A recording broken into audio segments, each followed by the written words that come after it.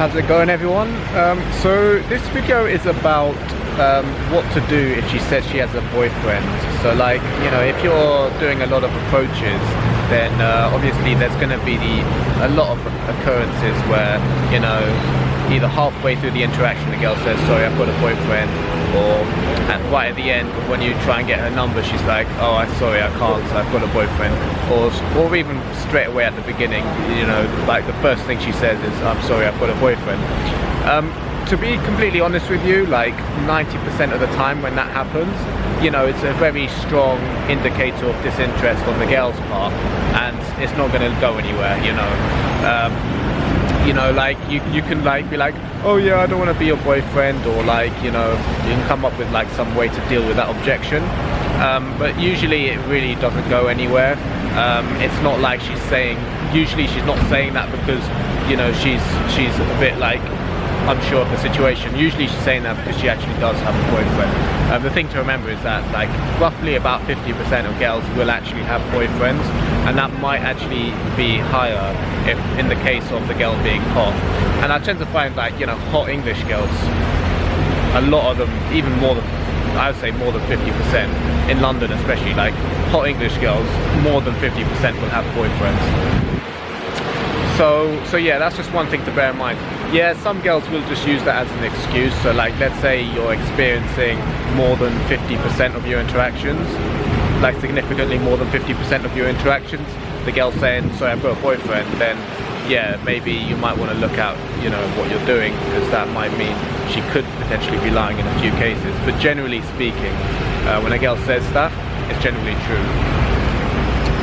So yeah, when a girl does say that, what you can do is you can pry into it a little bit further. So like, you can just, you know, make a light joke out of it. That's sometimes what I do.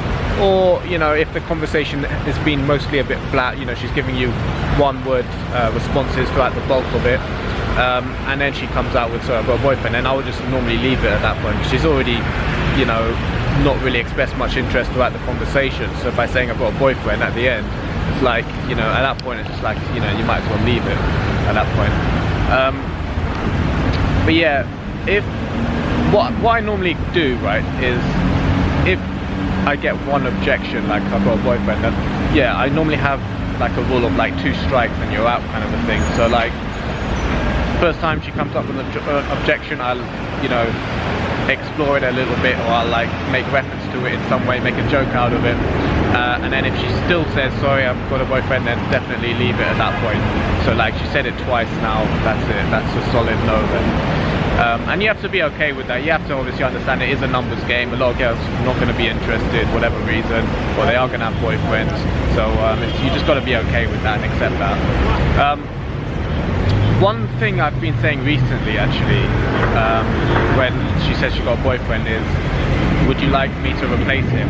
You know, and you say it with a smile on your face and in like a cheeky sort of way. And that's a good way, because, you know, if she said that she had a boyfriend initially as some kind of like false objection, then that's actually a good way to spike up the conversation a little bit more, make it a bit more interesting, and she might actually be slightly more interested at that point. But if she says, sorry, I've got a boyfriend, and then you make a joke, and then, you know, she's still not having it, then obviously leave it at that point.